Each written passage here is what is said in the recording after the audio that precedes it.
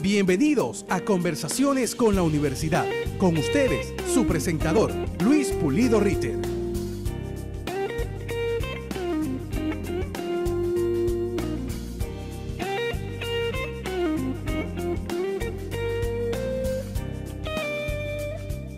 Buenos días. En el día de hoy, en Conversaciones con la Universidad, que es un programa de extensión de la Facultad de Humanidades, de la Facultad de la Biblioteca Simón Bolívar de la Universidad de Panamá, tenemos el gusto, el agrado de conversar con José María Aguirre Orá, doctor en Filosofía por la Universidad de Lovaina, Bélgica, profesor de Filosofía en la Facultad de Teología de Vitoria de 1986 a 1994, profesor titular de Filosofía Moral en la Universidad de La Rioja y desde 2011 defensor universitario. De entre sus libros destacamos Pensamiento Crítico, Ética y Absoluto de 1990, Filosofía, Historia y Presente, 1993, Razón Crítica y Razón o Razón Hermenéutica, de 1998, Obras completas de José Manzana Martínez de Marañón, 2 tomos, de 1999, Pluralismo y Tolerancia, de 2004, Retos y Perspectivas de la Filosofía para el siglo XXI, del 2014, y finalmente Conoces a estos filósofos, de 2015. Y tenemos Ética y Emancipación, ¿verdad? Exploraciones filosóficas, que he venido leyendo, que he estado trabajando y preparando para esta entrevista. Y mi primera pregunta, estimado colega, ¿verdad? Sí, sí. Y bienvenido a la Universidad de Panamá. Muchas gracias. Mi primera pregunta, ¿por qué los filósofos hoy día debemos ocuparnos o deben ocuparse de la ética? Bien, en primer lugar, gracias a todos los miembros de la universidad. Me siento realmente honrado de que me hayan invitado a venir. Es una alegría, no he estado nunca en Panamá. Y nada más, no hay que decir más. Contesto a la pregunta. Hombre, la ética, como la ética es fundamental en la vida humana, y además hay que verla como una dimensión constitutiva de toda existencia, pues no hay más remedio de que la reflexión se debe ocupar de ver qué pasa con ese ámbito, ¿no?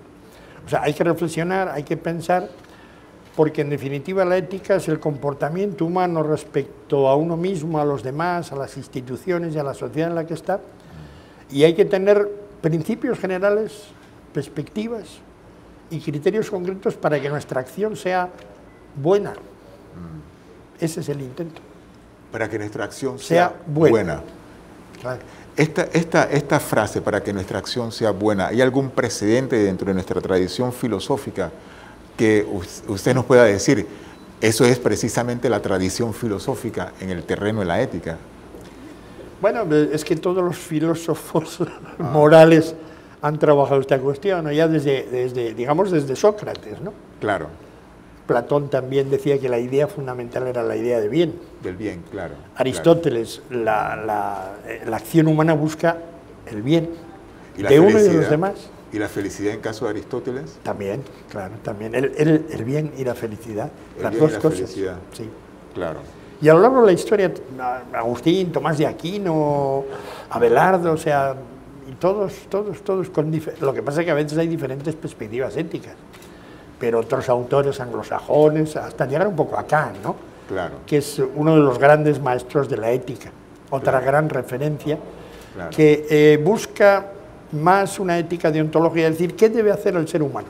¿Qué debe hacer el ser humano? Porque la felicidad, dice él, con diferencia de Aristóteles, la felicidad es un dato de la imaginación. Imaginación en el sentido no de la imaginación loca, sino de lo que uno quiere que su vida sea feliz. Pero la cuestión del bien es una cuestión de lo que debe hacer. Tiene algo normativo, posiblemente. Claro, es normativo, mientras que la felicidad se expresa de múltiples maneras, y yo creo que es interesante esa idea, y y señala que la pluralidad de las vidas humanas no tiene que ser iguales, pero en cambio la normatividad sí tiene que ser universal, es decir, no vale decir, bueno, se debe robar o no se debe robar, bueno, depende de circunstancias, no se debe robar. No se debe robar, claro, pero sabemos que se roba. Ya, pero cómo hacer la felicidad, hay diferentes proyectos, ¿no? Hay diferentes proyectos. Eso es lo que Kant diferenciaba frente a Aristóteles, Claro. Pero es claro. Pero una pregunta, quizás Aristóteles tenía una visión unilateral de la felicidad, a diferencia de Kant, o ¿cómo Aristóteles en ese sentido pensaba que la mayor felicidad es la contemplación. Correcto. Del universo, de sus leyes infinitas, correcto, de las lógicas, es decir, el hombre contemplativo, o la persona contemplativa, ¿no? Claro. Y en ese sentido, el hombre activo, la persona activa quedaba más valorada, podríamos decir. Sí, podría decirse que los místicos españoles eran, por ser tremendamente contemplativos, habían alcanzado la felicidad. Y pues puede que sí. Pero Teresa de Jesús decía también, Dios anda entre los pucheros. Claro. O sea, no vale elevarse a no sé qué regiones místicas para luego no implicarse en las cuestiones de la vida humana, ¿no? Claro. Las dos cosas están unidas. Están unidas, en esos místicos, sí, San Juan de la Cruz es igual. Claro. No son místicos evanescentes. Son místicos que a Dios rogando, pero con el mazo dando. Con el mazo dando, por supuesto. Es un refrán castellano muy propio, ¿no? Claro, en este caso de la felicidad, ¿no? Vamos a quedarnos un poquito en este concepto de la felicidad en Aristóteles. Rousseau, por ejemplo, en el siglo XVIII, por ejemplo, había dicho que la ilustración, ¿no? El proyecto de la ilustración, que era hacernos felices, o la felicidad a través de la ciencia, del conocimiento, y Rousseau, que son formas, diríamos, de la contemplación, diríamos. Y Rousseau, por ejemplo, denuncia ya en el siglo XVIII, no hemos sido felices, no hemos llegado a la felicidad. Es decir, eso de ser feliz, o la felicidad, la contemplación, la crítica de la felicidad. Schopenhauer también lo decía, quizás la manera más sencilla de llegar al suicidio es la intención de ser feliz, o querer ser feliz, por ejemplo. ¿O es que deberíamos todavía creer que es posible mantener la ética dentro del terreno de la felicidad, o quizás sacar la felicidad de la ética? No sé. Yo creo que son diferentes, aunque pueden estar unidas. Sí. Yo creo que quien piensa de manera ética adecuadamente, y para eso tenemos que hacerlo con... Bueno, mi principio general es que la moral del respeto absoluto a la otra persona es una moral que debe ser nuestra perspectiva. Y eso permite que luego la actuación de uno, porque no se trata solo de pensar, la actuación de uno vaya en esa línea. Claro. Y vaya encaminada a conseguir que las relaciones interhumanas, las relaciones sociales, económicas, se constituyan en el respeto a la dignidad de todas las personas. Yo creo que trabajar en ese sentido, creo que te acerca al sentido de la vida. Yo creo que es mejor ser benefactor que malévolo, claro, para la existencia humana. Claro. Es mejor ser fiel a tu palabra que no serlo. Es que es mejor también para la vida humana. Claro. Ahora, la felicidad también es otro lugar también. Claro. Y estar bien es ser feliz, pero hay más cosas, ¿no? Claro. Digo yo. No, está bien. Es decir, para mí, no es que yo esté en contra de la felicidad. Digo, porque la injusticia humana es tan fuerte a nivel mundial. La situación, cuando se mira cuánta desigualdad social hay, cuántos problemas arrastra nuestra civilización industrial, uno se queda pasmado ante decir, bueno, ¿y qué hacemos ante esto, no? No, claro. Es decir, ¿qué felicidad encuentran gente? Claro. Es un poco lo que decía, después de Auschwitz, después del Gulag, cuando han muerto inocentes, ¿quién los salva? Claro. Porque han muerto inocentes. Claro. Y están muriendo inocentes, entonces, claro. La felicidad está en otro ámbito. No, estamos totalmente de acuerdo. Es decir, claro, tenemos cómo podemos ser felices si somos conscientes de toda esta problemática. El mismo Benjamin decía, por ejemplo, porque diríamos que la ética, el respeto a los demás, la dignidad, son documentos de la humanidad. Diríamos, como decía Benjamin, cada documento de la humanidad es un documento a la barbarie. Tiene su inverso, ¿verdad? Entonces a veces yo me pregunto esa necesidad, siguiendo esta idea de Benjamin, de hoy día, de que un filósofo se ocupe de la época, es que somos más conscientes hoy día de lo que Benjamin había dicho, de lo que Adorno incluso había dicho, de que después de Auschwitz es imposible escribir poesía para un europeo, para un español, para un filósofo. Somos más conscientes hoy día de lo que esto significa, de la necesidad de la ética después de este terrible siglo, o de haber tenido el siglo XX con todas sus... Yo creo que sí, somos más conscientes. Lo que pasa es que hay un hiato entre ser conscientes y operar bien éticamente. Es decir, claro, nosotros somos más conscientes de las injusticias, indignidades humanas, pero no sé si nuestra acción individual y colectiva lo es, porque se repite a escala de nuestro mundo cantidad de injusticias, opresiones, guerras, fanatismos. claro. Entonces, seguimos sin aprender demasiado, ¿eh? Claro. Cada uno y colectivamente. Claro. Me parece a mí, o sea, a mí siempre me ha impactado, qué bella catedral, pero se ha hecho con el trabajo de tantos obreros que han dejado su sangre, qué castillo más espléndido, ¿no? Claro, qué castillo. O sea, es que lo que dice Benjamin, todo documento de cultura tiene una barbarie construida sobre eso hay que darse cuenta. Bueno, eliminemos la barbarie. Claro. Yo soy anticastillos casi, para decir, hagamos casas populares buenas para todos, Claro. como imagen, ¿eh? A mí No. eso me parece interesante. Claro. Pero entonces entramos en el caso de, ¿no? Esa la barbarie, ¿no? Lo que ha sido el progreso, ¿no? Esa idea del progreso que hemos tenido en los últimos 3, 4 siglos, cuando vemos la destrucción ecológica, por ejemplo, ¿verdad? Bajo cualquier forma de progreso, allí, por ejemplo, la ética por muchos años o por siglos o por décadas no existía, ¿verdad?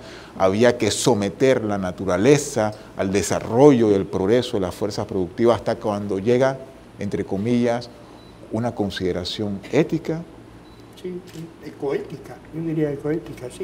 ¿Por qué? Coética. Sí. Ecoética porque, hombre, nos damos cuenta de que esa cuestión, y ya esto lo planteó la Escuela de Frankfurt, de que la civilización industrial es una civilización que prioriza la razón instrumental, ¿no? Y claro, que prioriza la productividad, el productivismo, el desarrollo, el crecimiento económico, pero que anula recursos naturales, recursos de agua, eleva la temperatura del planeta, o sea, como decía Walter Benjamin, quizá hay que pensar, me parece una metáfora muy buena, quizá hay que pensar la revolución no como el carbón que se echa al tren para que avance, ¿no? Progreso. Suelo decir, progreso, eso es progreso. Claro. Tacatán, tacatán.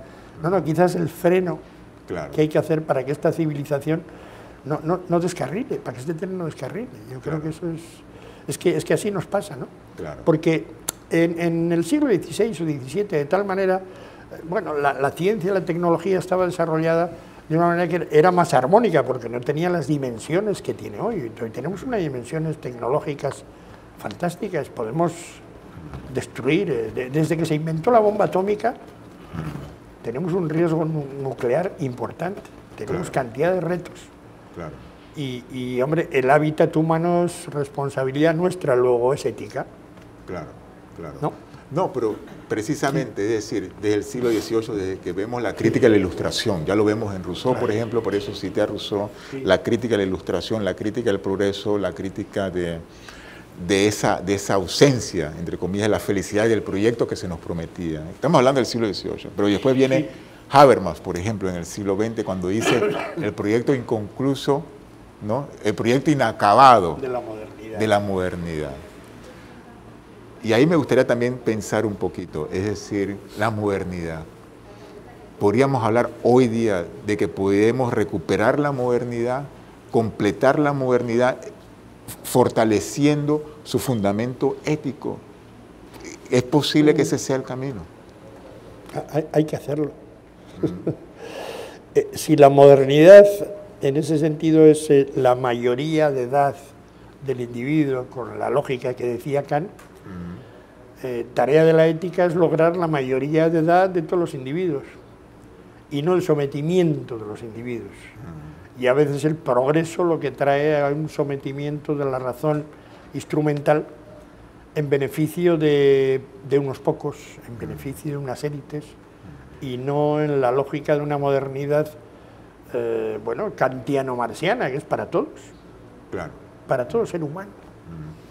Es Entonces, decir, el progreso, la lógica del progreso se cuartea desde dos puntos de vista, porque cree que la lógica instrumental lo es todo, cuando hay que plantearse los fines de algo, y segundo, porque no da respuesta a la solicitud de las grandes mayorías populares. O sea, cuando en economía se habla y dice, es que lo que debe fundamentar, lo que debe ser es la lógica del mercado. No, lo que debe fundamentar la economía es el servicio del trabajo productivo al servicio de todos.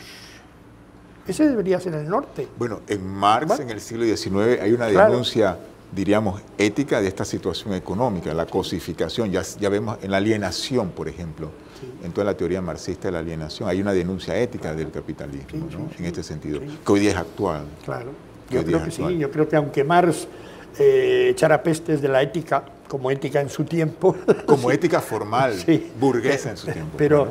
yo siempre digo, el grito de Marx es un grito ético, ¿no? O sea, Exactamente. no le gusta, le parece mal la injusticia cometida con los labradores alemanes, proletarios ingleses, franceses, rusos, y aspira a su liberación, ¿no? Claro, O sea, claro. ese grito es necesario. Cuando O sea, Marx... mantener alerta esto. Luego, ¿cómo hacerlo? Ahí podemos hablar, que Claro, hay claro. diferencias, ¿no? Y cuando Marx, por ejemplo, describe todo el trabajo de los niños en el Capital, por ejemplo, en el siglo XIX, ahí hay un problema, ahí hay un asunto, querámoslo o no, ético en el fondo también. Claro, evidentemente.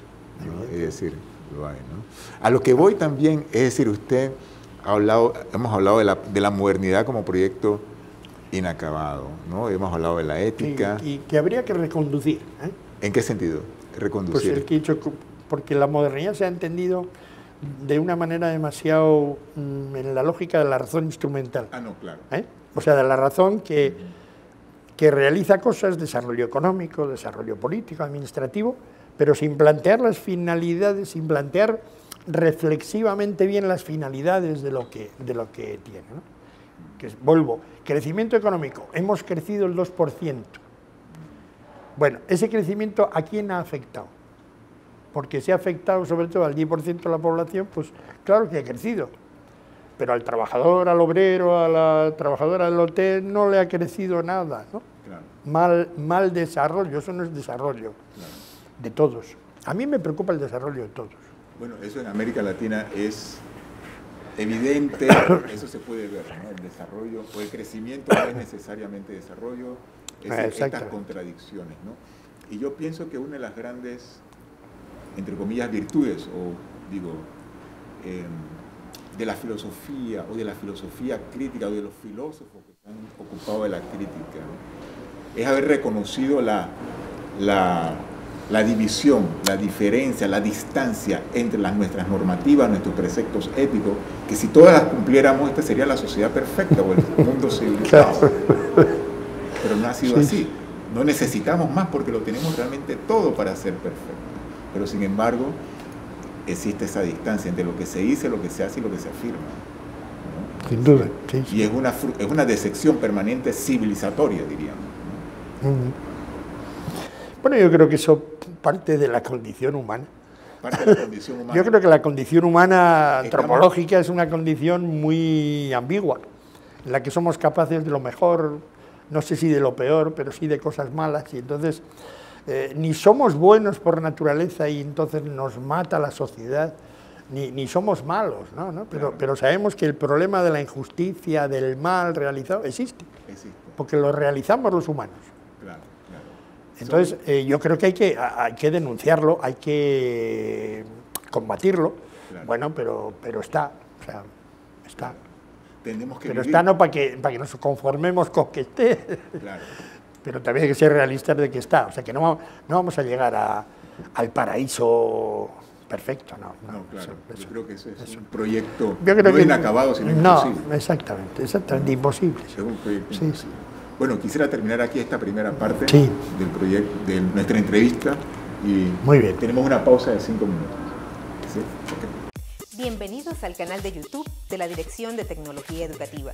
Aquí podrás encontrar una serie de recursos didácticos y tecnológicos que te ayudarán en el proceso de enseñanza-aprendizaje. Podrás encontrar congresos, foros, talleres, recursos audiovisuales en general, documentación de investigaciones, programas radiales y televisivos. Te invitamos a que te suscribas a nuestro canal y puedas estar permanentemente informado de cada una de las innovaciones que estamos trabajando para ti. Suscríbete.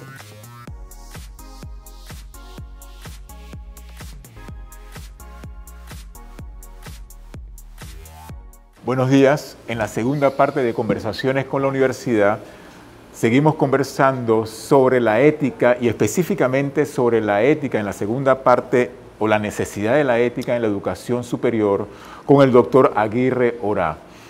Doctor, ¿es necesaria o es necesario hoy día la enseñanza de la ética en la universidad? ¿Por qué? Yo diría que absolutamente. Yo propongo, lo que pasa es que eso no se hace en todas las universidades, pero yo propondría que en cualquier disciplina universitaria debería haber una asignatura propia que sería ética ética. ¿En qué sentido? A veces, por ejemplo, en trabajo social, no sé aquí la tradición, pero trabajo social, medicina, enfermería, se estudia la deontología de ese trabajo. Yo creo que eso es inherente a cualquier disciplina, es decir, un economista, un químico, un biólogo, un físico, tiene que tener conciencia de que su disciplina, además de ser científica en su lógica, tiene unas implicaciones éticas, sociales y políticas. Claro. Y debería estar preparado para eso. Claro. Claro. No vale que un científico, por ejemplo, se dedique a hacer, supongamos, unas investigaciones químicas sobre algo que va a dañar a la humanidad. No dice, bueno, pues decir, es mi trabajo, yo no digo nada, luego lo que se emplea, no. Claro. Debería uno ser responsable y no hacer cualquier cosa. O sea, un ingeniero no puede estar al servicio de un proyecto de construcción de un gran puente en el cual se diga, bueno, pues no vamos a emplear muchos materiales para poder economizar. Vamos a ver cómo aquí tú ganas 10 millones, tú 6, el otro 4, claro. Luego pasa como en Génova, ¿no? ¡Pum! Se cae el puente, claro. Claro. Es que es un problemón, ¿no? Pero esa responsabilidad debería estar. Claro. Entonces debería estar dentro de las disciplinas. No digo que se dediquen 4 asignaturas a eso, pero que menos que un planteamiento. Eso me parecía lógico. Claro. Eso un poco lo podríamos incluso conectar con Aristóteles, ¿no? Cuando él hablaba de que no cada disciplina, pero cada área del hombre debería estar orientada en función de la responsabilidad que hacemos, claro, ¿no? Con las, ¿no? Es decir, claro, eso está, podemos conectar con esa tradición de pensamiento, ¿no? Y más en sociedades democráticas. Claro. Donde la responsabilidad nuestra es una responsabilidad ciudadana. O sea, sabemos que lo que hacemos tiene una repercusión. Si yo echo basura de cualquier manera, en cualquier lugar, si no soy responsable en esa pequeña cosa, ¿qué claro es lo que pasa? Bueno, todo se deteriora poco a poco. Claro. Si en mi trabajo no lo hago bien, ¿no? Y bueno, soy simpático con aquellos que me pasan $2 y no con aquellos que no me pasan. Pues claro, estamos creando unas corruptelas que, bueno, eso sí se eleva a categoría, vamos, no a categoría, si se eleva a instancias superiores, pues es un problema. Claro. Cada uno tiene una responsabilidad ética. Tenemos cada uno, y hay que apelar a esa responsabilidad ética. Claro, es decir, la figura o fortalecer claro la figura del ciudadano con del ciudadano responsable. Responsable, claro. Estamos de acuerdo. Para una sociedad democrática, claro, estamos de acuerdo. Claro. Bien, me gustaría pasar a un ciclo de preguntas. Tenemos a 2 profesores aquí que quieren preguntar.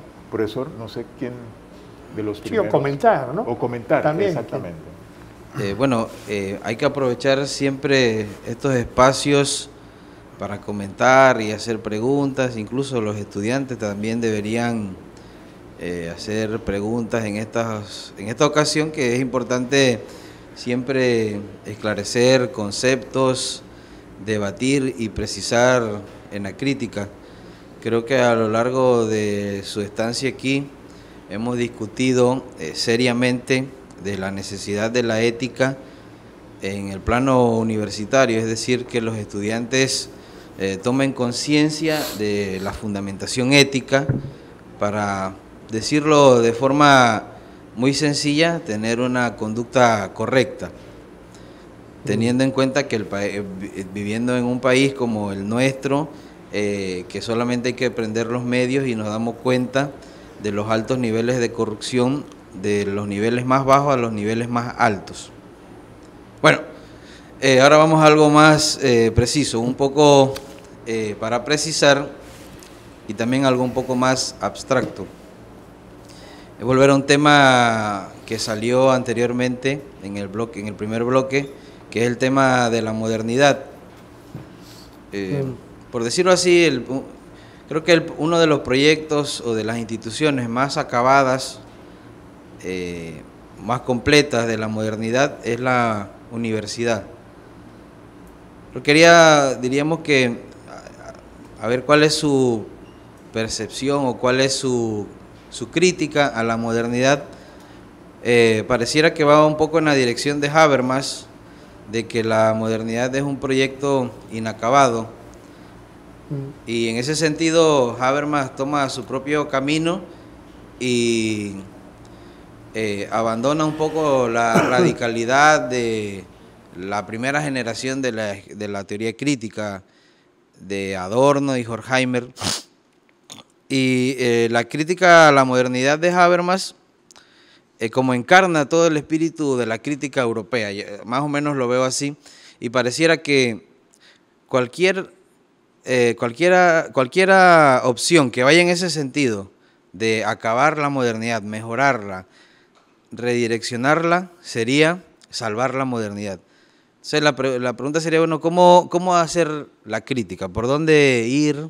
¿Cómo lo ve? Pareciera que la crítica eurocéntrica, más que todo europea, a la modernidad trata de salvarla, pero no nos plantea una alternativa real y concreta para los países periféricos del sur global. Yo creo que el proyecto de la modernidad, que es el proyecto de la Ilustración, son dos palabras iguales, es un proyecto que yo diría que con Habermas está inacabado, pero que podría decir que en Habermas, contra Habermas, habría que reconducirlo. Y las dos cosas son compatibles, es decir, yo creo que la Ilustración, hablando en términos así simples, se ha hecho tan razón instrumental, es decir, se ha organizado una sociedad tan instrumentalizada en todos los ámbitos económicos, políticos, jurídicos, que se obnubila la cuestión de los fines básicos de esa sociedad. El proyecto ilustrado es un proyecto de autonomía del individuo y de convivencia de los seres humanos en instituciones justas. Por eso el proyecto está sin acabar y por eso el proyecto hay que reconducirlo. ¿Por qué? Porque no estamos en instituciones justas, ni a nivel nacional, ni a nivel global, mundial. Entonces, bueno, el empeño de un pensamiento crítico emancipador, lo que busca es la emancipación de cada individuo y la emancipación de los colectivos y sociedades en el sentido de un ideal ilustrado, es decir, de hombres y mujeres que sean libres, de hombres y mujeres que no sean siervos, en definitiva esa es la cuestión, que sean autónomos, pero que sean solidarios, porque la autonomía no está reñida con la solidaridad, y es lo que siempre he planteado en ética. Nosotros no nos nacemos, nos nacen, nos educan o nos deseducan, nos inculcan valores, o sea, no soy yo, son otros, y luego a partir de ahí cada uno eleva y despega su libertad, y realiza su libertad y con otros solidariamente establece instituciones justas. Ese es el buen proyecto que es un proyecto que seguro que yo no lo voy a ver totalmente cumplido y nadie de vosotros quizá, pero que debemos perseguir como horizonte y perspectiva, porque seguro que haremos mejores cosas. No sé si he respondido a esa cuestión. Profesor, ¿y si no ha respondido o terminado de responder? Primero Sí. que nada, para Claro. Expresarle la alegría que tenemos de la presencia suya aquí, todos estos días refrescantes, ¿verdad?, en que hemos estado abordando los temas relativos a la ética, a la moral, etcétera. Le manifestaba ayer que tenía yo interés en temas relativos a ética y política, ética y economía, es decir, y por ejemplo se me ocurre porque, bueno, está, diríamos de alguna manera, sobre el tapete nacional la organización de la Jornada Mundial de la Juventud, proyecto que en principio me parece loable, interesante, la presencia de 300, 400 mil jóvenes de todo el mundo que se darán cita en Panamá. Pero sin embargo me pregunto yo si sería una cuestión de un dilema ético-moral, ¿no?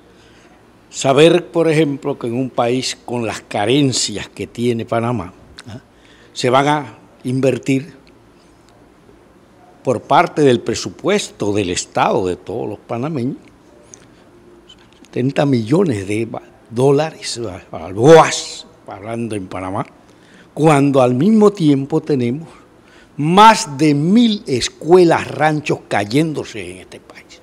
Cuando tenemos las áreas, básicamente de las comarcas indígenas, totalmente carentes de servicios de salud, de comunicación, y así pues, ¿qué no decir, verdad?, de los tantos problemas que tiene en este momento el país? Y yo me pregunto si sería y podría entenderse como un dilema moral el que tuvo que enfrentar, sin consultarnos a nosotros, ¿verdad?, el señor presidente que nos representa a todos los panameños, tomar una decisión de cómo invertir esos recursos sabiendo las grandes carencias que tiene este país. Entonces yo me pregunto hasta dónde pues podíamos decir que ese proyecto, en estas condiciones históricas concretas que tiene la sociedad panameña, es un proyecto que podría ser aceptable desde el punto de vista ético-moral. Esa era la pregunta fundamentalmente, pues, y por supuesto se tiende a muchas otras cosas. Gracias. Muy bien. Casi la ha respondido, porque pienso lo mismo, es decir, yo creo que se puede hacer una jornada de los jóvenes, me figuro, más sobria. No me gusta hablar de austeridad, porque austeridad se aplica a los pobres, ¿eh? Entonces, sea austero. Entonces, sobriedad, creo yo, y todos esos problemas que tiene el país, ir dándole solución. O sea, no. El problema es que muchas veces los gobernantes los que hacen son proyectos estrella, proyectos megalómanos, pero que no afectan a toda la población. Por eso le decía, a mí no me gustan los castillos, prefiero las casas populares bien hechas, eso también, pero para todos. O sea, hombre, no tengo ningún problema en que haya buenos edificios, ¿eh? Pero me gusta más que la perspectiva socialista, podríamos decir, esté ahí. Entonces sí, yo creo que se puede hacer una llamada a las fuerzas políticas, a la presidencia, decir, hagan ustedes una cosa sobria, pero no gasten tanto. Bien, reúnan a 300, 400.000, pero totalmente de acuerdo. O sea, y el dilema ético es ese, que yo creo que hay que trabajar por el bienestar de todos, no de algunos, no de muchos, sino de todos, ¿no? Ese debería ser el norte. Sí. Hola, buenos días. Quería saludar ante todo. La verdad, mi opinión va enfocada en la segunda parte. Es que yo quiero contarles mi experiencia estudiando ética profesional acá en la universidad. Yo soy estudiante graduando de la Facultad de Derecho y para mí fue una experiencia enriquecedora. Esa es una materia que vemos en el último año. Digamos que avanzamos en toda la carrera trabajando mucho en qué ser abogado, los trámites, los procesos, cómo realizamos los cobros, muchas cosas relacionadas al aspecto comercial de la carrera. Cuando llegué al último año y tuve la oportunidad de cursar la materia ética profesional, para mí se abrió esa otra perspectiva que nadie nos había contado desde el principio. Nuestras responsabilidades con nuestra idoneidad, con lo que hacemos, los efectos efectos que podemos tener en la sociedad y en personas a nivel individual. Para mí fue sumamente interesante y quería dar este comentario porque es importante que dentro de todas las carreras tengamos la oportunidad desde el principio de conocer qué es la ética en nuestra profesión. Si bien desde pequeños algunos somos educados con valores y principios morales y éticos, dentro de la profesión creo que no muchos tienen claros qué es ser ético, qué se puede y qué no se puede hacer. Entonces, este era mi comentario y quería apoyar esa segunda parte y impulsar a que se siga enseñando la ética a nivel profesional, porque como sabemos, los abogados muchas veces se consideran carentes de ética y de valores, pero yo siento que también es parte de una mala formación, porque para mí, malas por naturaleza son pocas personas, otras las hacen mal el camino. Así que, bueno, muchas gracias. Muchas gracias, muy acertado. Como anteriormente, tienes toda la razón. Vamos, me alegra mucho que te haya interesado eso, porque evidentemente hay dos cosas. La responsabilidad, como tú has dicho, debe ser clara. ¿Un abogado puede estar al servicio de un gángster? No, yo creo que no, claro que los hay. ¿Puede estar al servicio de la corrupción? No. Ahora, por oficio le toca tal cosa, bien. Es decir, aquí hay por oficio, se llama, ¿no? Claro. Claro, hay un asesino, no lo defiende nadie, lo tiene que defender alguien. Hay un violador, lo tiene que defender alguien. Pero el abogado tiene que saber que defiende, no cualquier cosa. Sí, no, pero digo pero un buen abogado no puede estar al servicio de a ver cómo evito que este asesino se libre de la cárcel. No, debe ser claro. Y por eso en cada disciplina debería haber una lógica ética de cómo actuar. Sí, estoy totalmente de acuerdo. Muchas gracias. Sí. Este es el país de los abogados, por cierto, se dice. Sí. Muy buenos días. A mí me parece perfecto que existan estos espacios para poder conversar respecto a temas bastante relevantes, pero que no se hablan todos los días. Pero yo siempre he cuestionado de cómo nosotros hacemos llegar esta información a la persona común, a la que se sube a los buses todos los días, tiene que trabajar de 7 de la mañana a 3 de la tarde. ¿Cómo le hacemos llegar esa información? Sabiendo que, por ejemplo, de la experiencia de los estudiantes panameños venimos dando religión, moral y valores, ética y cívica desde pequeño, desde primaria. Pero que son materias que no tomamos en cuenta, son materias que solamente pasamos por una nota, son materias que solamente aprendemos conceptos, pero que realmente no conocemos el sentido práctico de ellas. La pregunta es, ¿cómo usted cree que nosotros podemos alcanzar, llegar a saber esta información a la persona común, a la que siempre anda en las calles? Muchas gracias. Pues yo creo que como ha sido la historia de la humanidad, es decir, quien ha tenido buenos padres y buena familia, buenos, no ricos, buenos, educados en unos valores interesantes como el trabajo, la honradez, la solidaridad, el respeto, eso es fundamental. Cuando tenemos educadores en las escuelas que a este tema no dedican y piensan, nosotros decimos asignaturas Marías, ¿no? Que no valen mucho, no sé aquí lo que se dice. ¿No? Cuando se tiene educadores que en ética están intentando que la gente piense, hable, dialogue sobre estos temas y se forme, cuando tenemos gente educadora que merece la pena, nos va a educar. Y por eso pasan todos los ciudadanos. Y luego subimos al nivel superior, bueno, pues hay que tener profesores universitarios y estructuras universitarias que apoyen estas lógicas. Sí, pero la familia, compuesta como se componga, tiene que responder a eso. No puede haber padres irresponsables. Luego hay situaciones de separación, pero no puede haber padres irresponsables. Si los hay, mal. Y no puede haber educadores irresponsables. O que simplemente estén ahí para ganar dinero. No. Como no puede haber abogados al servicio de la justicia, no debe haber. No debe haber. No debe, claro. Pero a mí lo que me interesa es lo que no deba. Lo que pasa ya sé lo que pasa. Claro. Bien. A mí me gustaría terminar esta parte o el programa con una cita de Kant. Si hay que acabar, se puede seguir, ¿no? Sí, claro, pero oficialmente, con una cita de Kant, que he encontrado de un libro de Max Scheler, sobre el hombre, y él dice, abro comillas, el hombre está hecho de una madera harto torcida, para que pueda jamás construirse con él nada derecho. ¿Cómo finalizamos entonces esta frase desde la perspectiva ética de hoy día?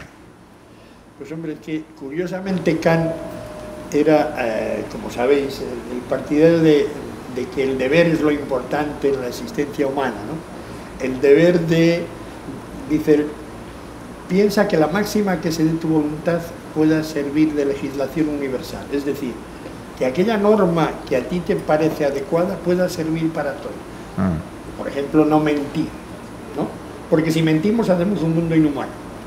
Bien, ese hombre también, Kant, ese pensador, ya sabía de las limitaciones humanas concretas para llevar adelante el deber en las que estamos todos. Por eso el hombre es de una madera, perdón, la persona humana es de una madera que derecha es difícil que sea. ¿Por qué? Porque tenemos nuestras limitaciones, nuestros problemas, pero con el símil del árbol, el árbol no crece derecho, crece torcido, pero crece. Claro. Quizá la persona humana sea así. Así es. y que sea un buen árbol, digo, lo malo es cuando se queda sin ser árbol, ¿no?